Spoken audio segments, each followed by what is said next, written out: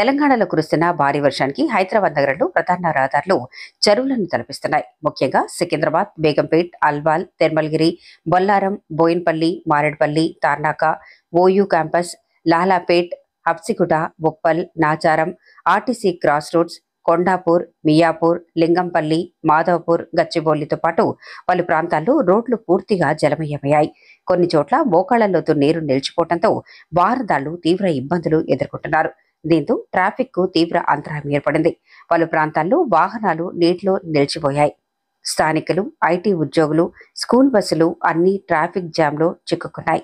వర్షం తీవ్రతను దృష్టిలో పెట్టుకుని అత్యవసరమైతే తప్ప ప్రజలు బయటకు రావద్దని అధికారులు విజ్ఞప్తి చేస్తున్నారు. మరో 24 గంటలు భారీ వర్షాలు కురిసే అవకాశం ఉండటంతో జీహెచ్ఎంసీ అధికారులు అప్రమత్తమయ్యారు.